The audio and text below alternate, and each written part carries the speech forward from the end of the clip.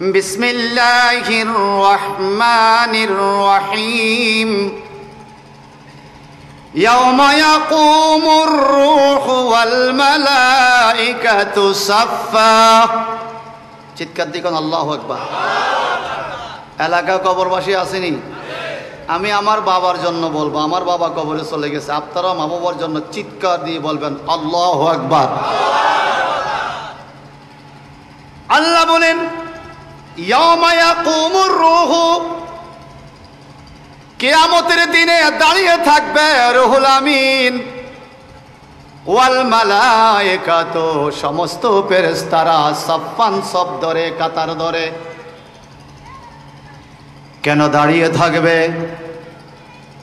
আল্লাহ পাক বলেন লা ইয়াতাকাল্লামুনা, কেউ কথা বলবে না আল্লাহর ডরে, আল্লাহর ভয়ে। ইল্লা, ইল্লা লাগাইছে, ইল্লা মান আযিনা লাহুর রহমানু ওয়া ক্বালা সাওয়াবা। আল্লাহু আকবার কোন। ইল্লা মান আযিনা লাহুর রহমানু ওয়া ক্বালা সাওয়াবা। আল্লাহ পাক বলেন রুহুল আমিন দাঁড়িয়ে থাকবে। রুহুল আমিন হলো জিব্রাইল ফেরেশতার নাম। ওয়াল মালায়েকাতু, সমস্ত ফেরেশতারা দাঁড়িয়ে থাকবে সাফফান, সব ধরে, কাতার ধরে ধরে। কেউ কথা বলবে না আল্লাহর ডরে, আল্লাহর অনুমতি ছাড়া। কঠিন কিয়ামতের ময়দানে কেউ কথা বলতে পারবে না। যে কিয়ামতের ময়দান আরাফাতের ময়দানে অনুষ্ঠিত হবে বাজান, যারা মক্কাতুল মুকাররমায় আরাফাতের ময়দানে গিয়েছেন তারা দেখেছেন জাবালে রহমত পাহাড়ের উপরে উঠলে চতুর্দিকে ধুধু মরুভূমি, চতুর্দিকে পাথরের পাহাড়, চতুর্দিকে পাথরের পাহাড়, বাড়ি নাই, ঘর নাই, গাছপালা কিছুই নাই। সেখানে আদম আলাইহিস সালামের দোয়া প্রথম যেই জায়গায় কবুল হয়েছিল, 360 বছর কান্নাকাটির পরে যেই জায়গায় আদম নবীর দোয়া কবুল হয়েছিল, সেই জাবালে রহমত পাহাড়ের উপরে উঠেছিল বাজান। চতুর্দিকে নজর দিয়ে অশ্রুসিক্ত নয়নে হাজী সাহেবদেরকে নিয়ে আল্লাহর কাছে কেঁদে কেঁদে বলেছি, আল্লাহ, আয় আল্লাহ, এই হজের দিনে 25 লক্ষ 26 লক্ষ মানুষ, সাথের কোন হাজি যদি হারিয়ে যায় ওই ব্যক্তিটাকে পাওয়া যায় না। মোবাইল দিয়ে তালাশ করে করে তারে খুঁজে বের করতে হয়। কিন্তু কঠিন কিয়ামতের ময়দানে অসংখ্য মানুষের ভিড়ের ভিতরে কোটি কোটি কোটি কোটি মানুষ, মুসলমান, হিন্দু, খ্রিস্টান, বৌদ্ধ, ছোট বড়, ধনী দরিদ্র, সকল মানুষগুলো কিয়ামতের ময়দানে যখন একত্রে হাজির হবে, এই অসংখ্য মানুষের ভিতরে সবার টার্গেট থাকবে নবীজি কোথায়। নবীজির কাছে একটু হাজিরা দেওয়ার জন্য একটু চিৎকার দিয়ে কি বলা যাবে আল্লাহু আকবার? আরো জোরে বলেন। একটা কথা মনে রাখবেন, নবী সুপারিশ করতে পারবে এই কথা শুননা নামাজ ছেড়ে দিছে। বেনামাজির জন্য নবী সুপারিশ করবে না তো? স্যার ভালো আছেন? বেনামাজির জন্য নবী সুপারিশ করবে? করবে? করবে না তো? যিনি নামাজ পড়েছেন, নামাজ পড়তে যাইয়া ভুল করেছেন, ভুলের জন্য নামাজটা কবুল হয় নাই, তখন আমার নবী সুপারিশ করবে, আল্লাহ পড়ছে তো, ভুল হয়েছে, আমি সুপারিশ করলাম, ছেড়ে দাও। আপনি মোটে অ্যাপ্লিকেশন করেন নাই, অ্যাপ্লাই করেন নাই, আপনাকে কে সুপারিশ বলবে? এই মনারপুর গ্রামে একটা ব্রিজ লাগবে, জনাব ইমরান হোসেন কামাল সাহেব আমাদের প্রধান অতিথি একটা দরখাস্ত লিখেছেন। মিনিস্টার সাহেব সুপারিশ করবে দরখাস্ত লিখলে, উনি দরখাস্ত লেখেনি না, সুপারিশটা কে করবে? মনে রাখবেন, বেহেশত পাওয়ার জন্য আল্লাহর বান্দাদের আল্লাহর কাছে জান্নাত পাওয়ার সবচাইতে বড় অ্যাপ্লিকেশন, দরখাস্তের নাম হলো 5 ওয়াক্ত নামাজ। কি কি কি? সবাই বলেন। নামাজ বললে কি শরম লাগে? বলেন বলেন কি? আরো জোরে বলেন। আমি মাঝে মাঝে বলি, গত 5 দিন আমার তাফসির মাহফিল ছিল মোহাম্মদপুর, মাঝে মাঝে বলি, বাইরে যদি নামাজ পড়ার জন্য আপনার দুইটা পাও ধরতে হয়। আমি বক্তা হিসাবে হাজার মানুষের সামনে আপনার পাও দুইটা আমি ধরব, আপনার পায়ে ধরি, তবুও নামাজটা পড়েন। কারণ নামাজ প্রতিষ্ঠা করতে যায় দিনের নবী কতই না মার খেয়েছে। কথা বলেন ঠিক কিনা? নামাজ প্রতিষ্ঠা করতে যায় আমার নবী পাথরের আঘাত খেয়েছে, দান দান মোবারক শহীদ করেছে। তায়েফের ময়দানে যেই জায়গায় রাসূল পাক সাল্লাল্লাহু আলাইহি সাল্লাম মার খেয়ে বেহুশ হয়ে গিয়েছিলেন, একটু পরে হুঁশ হওয়ার পরে যে পাথরের মধ্যে নবীজি হেলান দিয়ে বসেছেন, সেই পাথর বুকে নেওয়ার সুযোগ আল্লাহ আমি গুনাহগারকে করে দিয়েছে। আল্লাহর কসম, এই কোরআনটা ধরে বলি, ওই পাহাড়ের ডানে বামে সমস্ত পাথরগুলো গরম, মরুভূমির গরম, আরব দেশের রৌদ্রে গরম হয়ে গেছে, কিন্তু যেই পাথরে নবীজি হেলান দিয়ে বসেছেন ওই পাথরটা এখন পর্যন্ত ঠান্ডা। আল্লাহর হাবিবের দেহ মোবারকের, রক্ত মোবারকের দাগ চিহ্ন ওই পাথরের মধ্যে এখনো আছে। এই পাথরের অন্যতম একটা বৈশিষ্ট্য হলো, কোন মানুষ যদি পাথরের সাথে বুকটা লাগায় তার বুকটা মনে হয় অনেক চওড়া হয়ে গেছে। নবীজি ওখান থেকে উঠে আবার ইসলাম প্রচার করতে রওনা হলেন, নামাজের দাওয়াত, দিনের দাওয়াত। কাফেররা পাথর মেরে মেরে আমার নবীর পুরা শরীরকে রক্তাক্ত করে দিল। তায়েফের ছেলে মেয়েগুলো নবীজিকে পাথর মেরে মেরে পাগল বলে বলে, পাগল বলে বলে ঠাট্টা শুরু করলো। নবী আমার মাটিতে শুয়ে গেলেন। আল্লাহর নবীর বাপ্পি কাটা চুল মোবারক ধরে দুষ্ট কাফেররা, দুষ্ট মুশরিকরা আসছে, মাশাআল্লাহ আসছে তো, নারে তাকবীর, নারে রিসালাত। আলহামদুলিল্লাহ, আমাদের আজকের মাহফিলে বিশেষ অতিথি বিশিষ্ট রাজনীতিবিদ জনাব সারফিন হোসেন সাহেব আমাদের মঞ্চে তাশরিফ এনেছেন। চিল্লা এখন মারহাবা। তারও বাবা নাই, আমারও বাবা নাই। আল্লাহ আমাদের মা বাবাদেরকে তুমি বেহেশত হিসেবে কবুল করো। হিংসা না, এই মা বাবারে বেহেশত দিত, এখানে আমিন কইতে আফিত্তি। সবাই বলেন আমিন। এটা তো দরখাস্ত, ছেলে মেয়ে দরখাস্ত করলে ছেলে মেয়ের দরখাস্ত কবুল করে কে? মা বাবার জন্য সন্তানের দোয়া কবুল হয় কি হয় না? একবার পড়েন একদম গভীর থেকে, রব্বির হামহুমা কামা রাব্বায়ানি সাগীরা। একটা জবান বন্ধ রাখবেন না, ছেলে এখন আমিন। ওই তায়েফের ময়দানে নবীজি আমার বেহুশ, দুষ্ট তায়েফবাসীর বাচ্চারা বাব্বি কাটা চুল মোবারকদের পাথরের উপরে টানে পাগল পাগল বলে। এত কষ্ট দিয়েছে তবুও নবী দিনের দাওয়াত বন্ধ করে নাই। আর আমরা এসি করা ঘর, মসজিদে এসি আছে, ফাঁকা আছে, টাইলস আছে, কথা কন না, কার্পেট আছে, মুসল্লি নেই। মুসল্লি আরো বড় বড় কথা, প্রতিযোগিতা দেয় কে কত বড় গরু জবাই করতে পারি কোরবানি ঈদে। মনে রাখবেন 1 লক্ষ গরু কোরবানি দিল 2 রাকাত ফজরের নামাজ যে আপনি বাদ দিছেন, এটার সমান হবে? হবে না, এটা হবে না।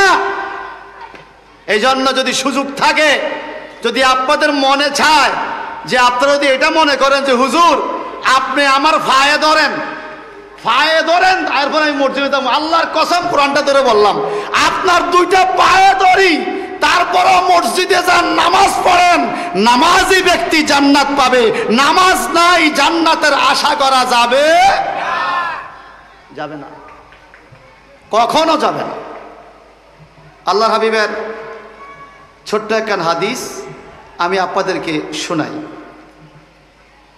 হযরতে আবু হুযায়ফা রাদিয়াল্লাহু আনহু বলেন, ক্বালা রাআইতু রাসূলুল্লাহ সাল্লাল্লাহু আলাইহি ওয়াসাল্লাম বি মক্কাতা, আমি নবীজিকে মক্কা নগরীতে দেখলাম। চিল্লা এখন সুবহানাল্লাহ। ওয়া হুয়া বিল ইফতাই ফি কুব্বাতি হামরা মিন উদুমিন, আমি নবীজিকে দেখে উনি বলতেছেন যে একটা লাল কাপড়ের তাঁবুর ভিতরে নবীজি অবস্থান করলেন। খুব খেয়াল করেন, সুবহানাল্লাহ বলেন। আপনারা যারা মিনায় গেছেন, মিনায় তাঁবু দেখছেন? মিনাতে তাঁবু আছে না? এখন তাঁবুগুলো সাদা, বলে লাল কাপড়ের তাঁবুতে নবীজি অবস্থান করলেন। রায়তু বেলালা, আমি বেলালকে দেখলাম। সাহাবী বলে উদু রাসূলুল্লাহ সাল্লাল্লাহু আলাইহি সাল্লাম, আমার নবীজিকে ওযু করাইতেছে। হযরত বেলাল পানি ঢালে, নবীজি কি করে বলেন? কি করে? মনে রাখবেন, ওযু যার মজবুত, নামাজ তার মজবুত। চিল্লা এখন না মারহাবা। নামাজ হইল জান্নাতের চাবি, ওযু হইল নামাজের চাবি। আমরা ওযু করতে যাই উদাসীন হয়ে যাই, ভালো করে দাড়িগুলো খেয়াল করি না, ভালো করে আঙ্গুলগুলো ভালো করে দুই না। নামাজ পড়তে বলছে, পড়ছি আর কি, লোক দেখানো ইবাদত। এই কথা কোন ঠিক কিনা? আবার অনেকে তো মসজিদ থেকে আসছে দোকানের কাছে, ভাই কই গেছিলেন? এই তো মসজিদে গেলাম, নামাজ পড়লাম, নফল টফল পড়ে বেরোলাম। এত কথা আমার দরকার আছে? এত কথা? নামাজি মাঝে মাঝে নামাজিরা এমন উদাসীন যে আমি নামাজি এটা বলতে হবে। বলেন, লোক দেখানো ইবাদত কি কবুল হয়? আরে নামাজ তো দূরের কথা, আল্লাহর রাস্তায় জিহাদ করে টুকরা টুকরা হয়ে গেছেন। কাল কিয়ামতের ময়দানে আল্লাহ বলবে জাহান্নামে যাও, জাহান্নামে পৌঁছায়া দিবে এই শহীদকে। আরেকজনকে শহীদকে বলবো তুমি জান্নাতে যাও। ফেরেশতারা বলবে আল্লাহ এই ব্যক্তিও শহীদ হলো আল্লাহ তোমার রাস্তায়, এই ব্যক্তিও শহীদ হলো তোমার রাস্তায়, তাকে কেন জাহান্নাম, একে কেন জান্নাত? আমার আল্লাহ বলে যাকে আমি জাহান্নাম দিয়েছি তার মনে মনে চিন্তা ছিল মানুষ আমাকে শহীদ বলবে, এজন্য সে শহীদ হয়েছে। আর যাকে আমি জান্নাত দিয়েছি তার মনে মনে চিন্তা ছিল মানুষ যা বলে বলুক, আমি ইবাদত করব আল্লাহর জন্য। কার জন্য? আল্লাহর জন্য। এটা হলো আসল খাঁটি ইবাদত। হযরত বেলাল বলেন, হযরত আবি হুযায়ফা রাদিয়াল্লাহু আনহু বলেন, বেলাল কি করতেছে? ওযু করাইতেছে আমার নবীকে। আর বলে ওয়া রাআইতু, আমি আরো দেখলাম নাসা, মানুষদেরকে ইয়াবতাদুরুনা যালিকাল উযুয়া। খুব খেয়াল করেন, হযরত বেলাল ওযু করায় আর আমি দেখলাম মানুষদেরকে আমার নবীজি কুলি করে হাত ধোয়, এই ওযুর পরের পানিগুলো কাড়া করে নিতেছে। মনারপুর কোন জামে মসজিদের খতিব সাহেব ওযু করলে মুসল্লিরা কি ওযুর পানি নেয়নি? কুলি করে না পানি নিব? আমার নবীজির ওযুর পানি সাহাবীরা নিতেছে। এটা বুখারী শরীফের হাদিস। মারহাবা কর। Bukhari Sharif is the second Quran of the world. It is the second document after the Holy Quran for all Muslims. সমস্ত মুসলমানদের জন্য কোরআনুল কারীমের পরে দ্বিতীয় দলিলের নাম হলো বুখারী শরীফ। রাসূল পাকের ওযুর পানি সাহাবায়ে কেরাম নিতেছে বরকতের জন্য। এরপরে কি বলে দেখেন, ফামান আসাবা মিনহু শাইয়া, যেই ব্যক্তি আল্লাহর হাবিবের ওযুর পানি একটু পাইল, তামাসসাহু বিহি, এই ওযুর পানিটা শরীরে নিয়ে মাখা শুরু করতো, ওযুর পানি শরীরে নিয়ে মাখতো। ওয়ামান লাম ইউসিব মিনহু আখাযা মিন বেলালিয়াদি সাহিবিহি, যেই ব্যক্তি ওযুর পানি বন্টনে পায় নাই, কাড়াকাড়ি করে বাগে পায় নাই, যিনি পাইছে, মনে করেন এই সার্বিক পাইছে, যিনি পাইছে ওনার হাত টানিয়া শরীরের মধ্যে মাখা শুরু করছে, কয় তোমার গায়ের মধ্যে নবীর শরীরের পানি লাগছে, রাসূল পাকের নামাজের ওযুর পানির এত বরকত। এবার আসেন আমাদের ওযুর পানির বরকত আছে কিনা? মারহাবা কর। আমরা ওযু করি, এই পানিটারও কি আছে? ওযুর পানি, গোসলের পানি, এটা একটা মর্যাদা আছে। ওযুর পানি টয়লেটে দেওয়া যাবে না, গোসলের পানি টয়লেটের কমোডে যেন না পড়ে, ওযুর পানি যেন টয়লেটের ট্যাঙ্কিতে না যায়, হুঁশিয়ার থাকতে হবে। আপনি বালতি করে ওযু করেছেন বা গোসল করেছেন, ওই পানি দিয়ে আপনি থালা বাসন ধুইতে পারেন, কাপড় চোপড় ধুইতে পারেন, কিন্তু খবরদার এই পানি পায়খানা প্রস্রাবের পরে ব্যবহার কত দূরের কথা, এই পানি টয়লেটে পর্যন্ত যেন যাইতে না পারে, বাড়িওয়ালারা সেইভাবে বাড়ি বানাইতে হবে। আমাদের যারা বাসাবাড়ি করেছেন, বিল্ডিং করেছেন, জানি না কে কিভাবে করেছেন, নিশ্চয়ই টয়লেটের টাঙ্কির পাইপ আলাদা আর অজু গোসলের পানির পাইপ এটা তো করেই মিস্ত্রি এভাবে, নইলে তো সব পানি একবারে টাঙ্কি ফুরে দিবে। এটা হলো এক হাকিকত। কিন্তু আসল হাকিকত হলো অজু গোসলের পানি টয়লেটের ময়লার সাথে যাওয়া জায়েজ নাই। মারহাবা বলেন। কবি নজরুল ইসলামের একটা ছন্দ মনে পড়েছে, একটু বলবো? তোমার অজুর পানি মোসরে ভাই, আমার গামছা দিয়া, আমার ঘর হক মসজিদ, তোমার পরশ লাগিয়া রে, তোমার পরশ লাগিয়া। যারা অজু করেছেন জীবনে চিৎকার দিবেন আল্লাহু আকবার। তোমার অজুর পানি মোসরে ভাই আমার গামছা দিয়া, আমার এই ঘর হক মসজিদ, তোমার পরশ লাগিয়া। এরে অজুওয়ালা, তোমার পানিটা আমার গামছা দিয়া মোছো। আমার গামছার মধ্যে যখন তোমার পানি লাগবে, আমার ঘরটা মসজিদে পরিণত হবে। যদি অজুর পানির গামছার এত দাম হয়, যে অজু আপনার শরীরে রাখছে যে পানি, ওই দেহের দাম কম না বেশি? কিন্তু দুঃখ লাগে, সকালে ইমাম সাহেব আজান দেয়, আজানের পরে আমি আর আপনি ঘুমাই আর ঘুমাই। রাসূল পাক সাল্লাল্লাহু আলাইহি ওয়াসাল্লাম বলেছেন, যেই ব্যক্তি এশার নামাজ জামাতের সাথে পড়বে, সে যেন অর্ধরাত পর্যন্ত দাঁড়িয়ে দাঁড়িয়ে নামাজ পড়ার সওয়াবটা পাবে। যেই ব্যক্তি আবার ফজরের নামাজ জামাতে পড়বে, সে সারা রাত দাঁড়িয়ে নামাজ পড়লে যেই সওয়াব, সেই সওয়াব পাবে। কিন্তু আমাদের অবস্থা কি হলো? মসজিদের মধ্যে মুসল্লি নাই, মুসল্লি নাই। হঠাৎ একদিন ইমাম সাহেব দেখতেছে মসজিদ ভরা মুসল্লি, ফজরে ঘটনা কি, আজকে এত মুসল্লি কেন? খোঁজ খবর লইয়া দেখে ফাঁসের বাড়িতে 6টা বাজে মেজবানি, মেজবানি 6টায়। ফাঁসের বাড়িতে মেজবানি কয়টায়? 6টা বাজে ফাঁসের বাড়িতে মেজবানি। আজকে মুসল্লির কি ঠেলা, কথা বুঝেন নাই? এবার বলেন, সে কি নামাজি না খাদক? কথা বলেন না। আচ্ছা, কথা যেটা আসতেছে যদি কারো গায়ে পড়ে, আমার কি, আমার কোনো সমস্যা আছে? আর সত্য কথা না বললে বোবা শয়তান হইয়া মরিতে হবে। কি শয়তান? এবার সত্য করে বলেন, নামাজের মধ্যে শান্তি আছে না নাই? আল্লাহ পাক বলেন, এই কঠিন কিয়ামতের ময়দানে কেউ কারো সাথে কথা বলবে না, কথা বলার অনুমতি থাকবে না। আল্লাহর অনুমতি যদি কেউ পায় তখন সে কথা বলতে পারবে।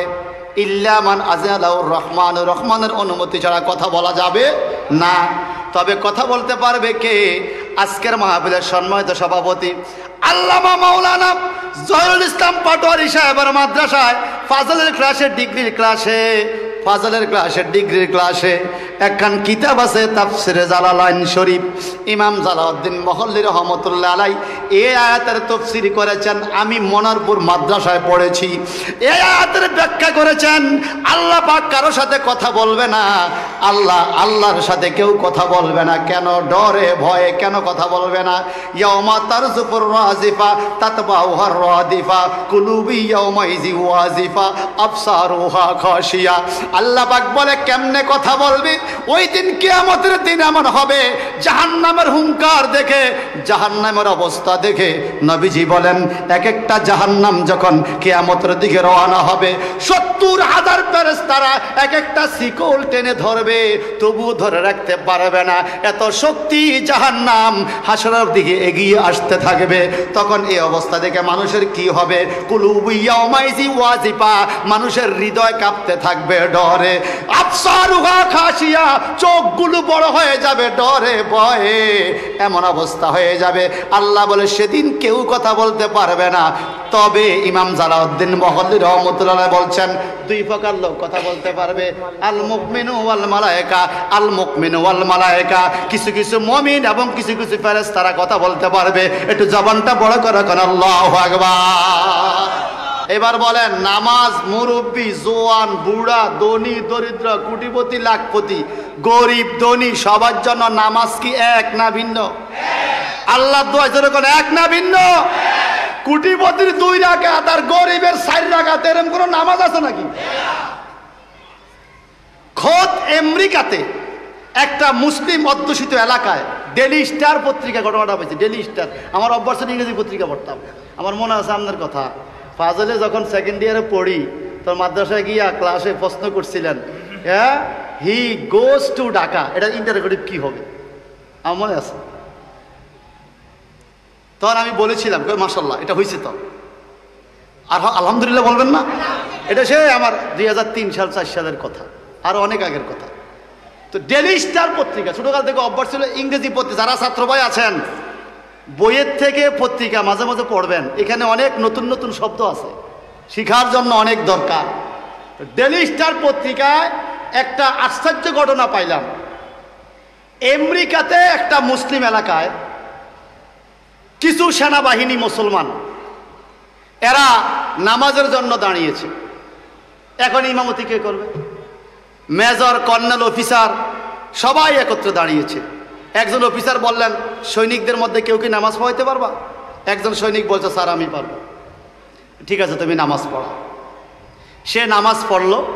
সালাম ফিরানোর পরে অফিসার যায় তাকে বুকে জড়ায় ধরলো। হেতে দেয় সেলুট, অফিসারের বুকে জড়া।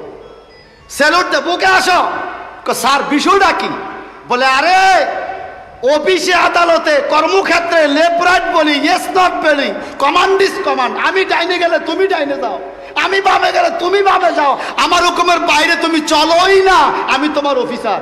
কিন্তু পরকালীন রাস্তায় যখন রওনা হলাম তখন তুমি হইছো আমার অফিসার, তুমি নামাজের ইমাম হয়েছ, আমি তোমার মুক্তাদি হয়েছি। নামাজের বেলায় যে ইসলামের কাছে কথা বেশি বুঝে সেই হলো নেতা। ঠিক কিনা? নামাজের মধ্যে ছেলে সামনে দাঁড়াইলে বাবাই কি পিছে নামাজ পড়বে না? পড়বে না? পড়বে না? পড়বে। ভাই সাহেব আমার, এবং নামাজ শুধুমাত্র আমরা মনে করি এটা বড় ইবাদত, শুধু ইবাদত নয়। ইয়াং সোসাইটিকে অনুরোধ করব একটু মনোযোগ দিয়ে শোনেন। এই মাঠে ছোট্ট একটা পুকুর ছিল, আমি কত শতবার গোসল করছি হিসাব নাই। এখানে ছোট্ট একটা মাঠ ছিল, আমরা এখানে খেলাধুলা করতাম। কত সাল? সেই 96, 95, 97 সালের কথা। আরে বাদামের কথা বাদ দে তুই। এখন মারহাবা। এই মাঠে খেলার টাইমের সময় আর এই মুহূর্ত কি একনি? তো ওখানে যে কথাটা বলতেছিলাম, ব্যায়াম, বডি এক্সারসাইজ, এটা গুরুত্বপূর্ণ একটা জিনিস মানুষের জীবনে। তো একজন টিচার ছাত্রদেরকে ব্যায়াম করায়।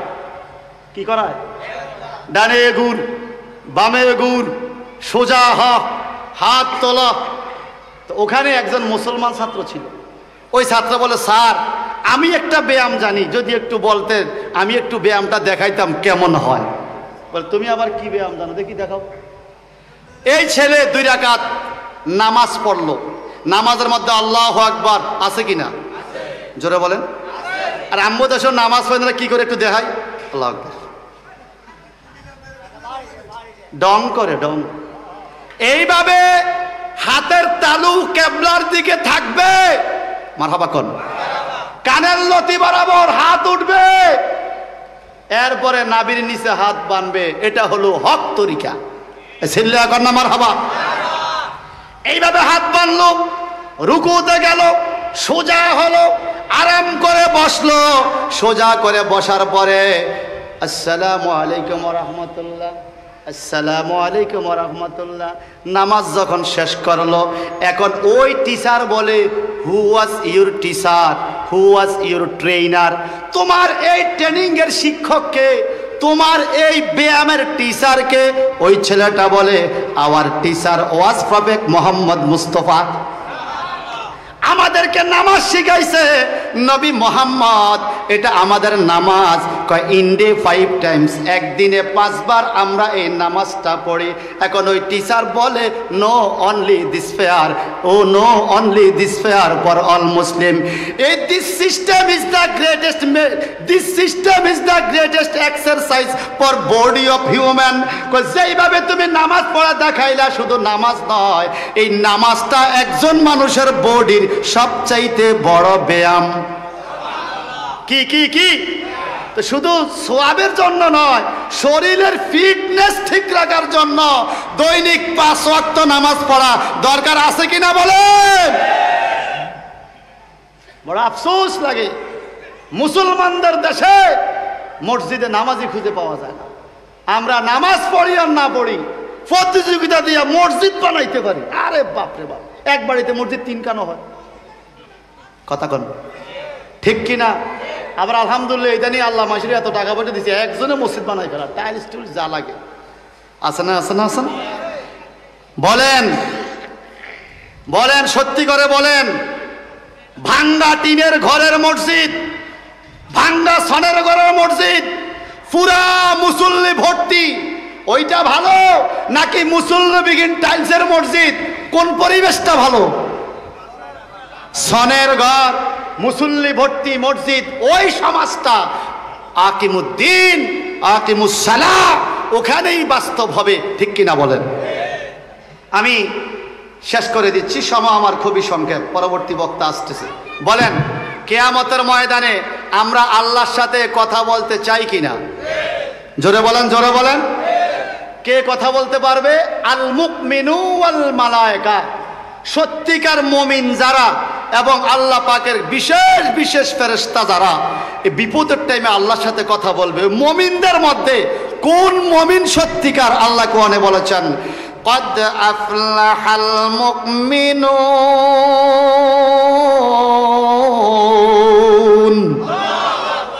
আল্লাহ বলে ওই মুমিন বিজয়ী, কিয়ামতের ময়দানে সত্যিকার বিজয়ী হবে। আল্লাযীনা হুম ফি সালাতিহিম খাশিয়ুন, যারা তাদের রুজু খুশুর সাথে একাগ্র চিত্তে নম্র ভদ্র হয়ে রীতিমতো নামাজ আদায় করেছে। আল্লাহ বলে এই মুমিনটা বিজয়ী মুমিন। আর জোরে কন্যা সুবহানাল্লাহ। আচ্ছা, আমাদের দেশে কোন রাজনৈতিক দল ভোটে পাস করলে একটা বিজয় মিছিল হয় না? কথা কন্যা, আনন্দের জোয়ার, ঠিক কিনা? বিজয় মিছিল হয় কিনা? আল্লাহ পাক বলে কিয়ামতের ময়দানে মুমিনদের বিজয় হবে। এটা কেমন বিজয়? যালিকা ফাওজুল কাবীর।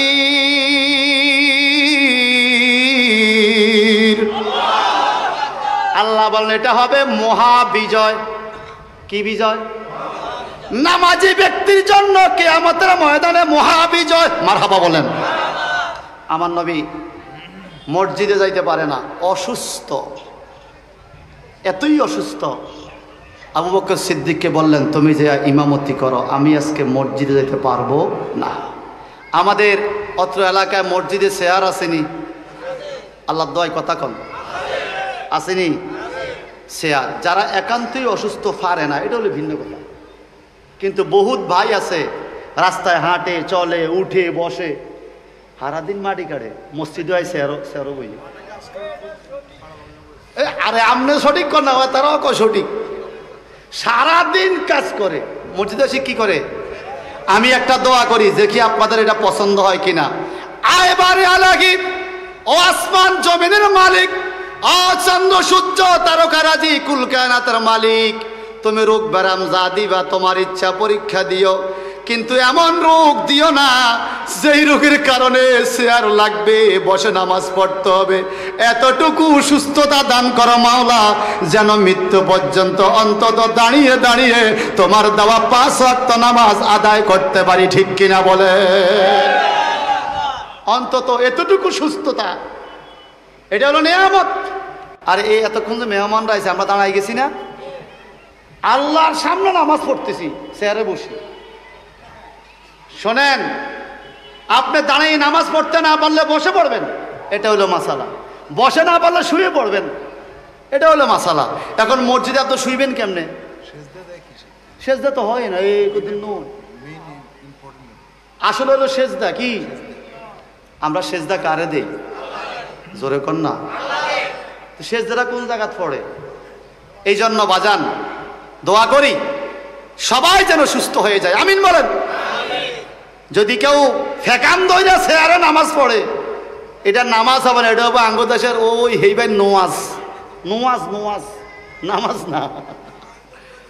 কথা বলেন ঠিক কিনা বলেন? আল্লাহর হাবিব এতই অসুস্থ, আবু বকর সিদ্দিক রাদিয়াল্লাহু তাআলা আনহু বলেন, হুজুর আপনার জায়গায় ইমামতি করব আমি, কোহাপার সন্তান, আমার কি যোগ্যতা আছে? নবী বলেন, যাও যাও তুমি ইমামতি করো, তোমাকে দায়িত্ব দেওয়া হলো। আবু বকর সিদ্দিক রাদিয়াল্লাহু তাআলা মসজিদে নববীতে ইমামতির জায়গা দাঁড়িয়ে গেলেন। এইদিকে মনে মনে টেনশন, কি জানি কি হয়ে যায়। আমার নবী তো কোনোদিন নামাজের জামাত তরক করে না, কষ্ট হলেও জামাতের সাথে নামাজ আদায় করে। শোনেন, আপনি অসুস্থ বৈশা বৈশা নামাজ পড়তেছেন, মুফতি সাহেব হুজুর, ওস্তাদ হুজুর আমার পাশে আছে, মাসালা বুঝানেন। আপনি অসুস্থ বসে বসে নামাজ পড়তেছেন, এক রাকাত পড়ছেন, যদি পরবর্তী রাকাতে আপনি সুস্থ হয়ে যান, এরপরে দাঁড়াইয়া পড়তে হবে। এক রাকাত যদি সুস্থ হয়ে যান, দাঁড়াইয়া পড়তে হবে, মাপ নাই। আপনি আগের মতো বৈশা বৈশা বললে তো হবে না। কিন্তু আমাদের খাসলত হয়ে গেছে এমন, ডাক্তারে সিলিপে লইছে, ডাক্তারে সিলিপে বলছে চেয়ারে নামাজ পড়েন, এই বেড়ায় ওষুধ কেনার আগে চেয়ার কিনছে। আর কথা কয় না, ওষুধ কেনার আগে চেয়ার কিনছে, সাথে একটা শিকল কিনছে, তালা চাবি কিনছে, জানালার গিরিরের লগে তালা মাইরা চাবিটা পকেটে লইছে। নামাজ যাক, চেয়ারটা থাক, নামাজ যাক। কথা বলেন। যদি অসুস্থ সত্যিকার ওনার জন্য ওনাকে আমি সেলুট জানাই, ধন্যবাদ, তারপরে মসজিদে আসছে। কিন্তু অনেক ভালো মানুষ আছে, এরাও কেন জানি, কি জন্য জানি, ওরা বসে বসে নামাজ পড়ে। মনে রাখবেন, নামাজের মধ্যে কিছু ওয়াজিব কাজ আছে, যে ওয়াজিব বন্ধ হলে নামাজ হয় না, বাদ হয়ে যায়। এর মধ্যে অন্যতম হলো দাঁড়িয়ে নামাজ পড়া, সমান মতো রুকু করা, রুকুর মাঝখানে সোজা হয়ে দাঁড়ানো, সেজদা দুই সেজদার মাঝখানে সোজা হয়ে বসা। এই কাজগুলো ঝামেলা হইলে নামাজ বাদ। নামাজ কি বাদ? কষ্ট করে নামাজ পড়ে লাভ হইল কি?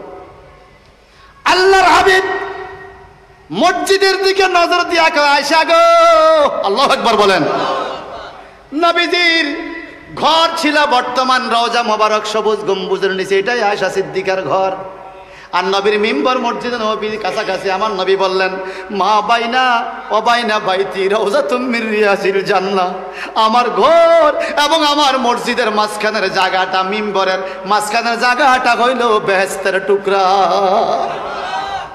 নবীর মিম্বর শরীফ, যে মিম্বরে দাঁড়িয়ে নবী খুতবা দিতেন, সেই মিম্বরে এখনো নবীজির হাদিস শরীফ লেখা, শাফাতি লি আহলে কাবায়ের মিন উম্মতি, আমার কবিরা গুনাহ করেছে এমন উম্মতের জন্য আমার সুপারিশ থাকবে। সুবহানাল্লাহ বলেন। নবী আমার দরজা খুলে দেওয়ার জন্য বললেন, দরজা খোলা হলো। নবী আমার শান্তি পাইলেন যে আমার অনুপস্থিতিতে আমার উম্মত নামাজ পড়বে। সুবহানাল্লাহ। আমি যখন দুনিয়াতে থাকবো না, উম্মত আমার নামাজ পড়বে। আল্লাহর হাবিবের একটু ভালো লাগলেন, দুইজন সাহাবীর ঘাড়ের উপরে হাত দিয়ে বলে, আমাকে মসজিদে নিয়ে চলো। দুইজনে ধরে ধরে নেয়, নবীজির পা মোবারক মাটির মধ্যে টাইনা যায়, মাটির মধ্যে দাগ পড়ে গেছে, এতটুকু অসুস্থ, তবুও নবী মসজিদে যাইয়া জামাতে শামিল হয়েছে।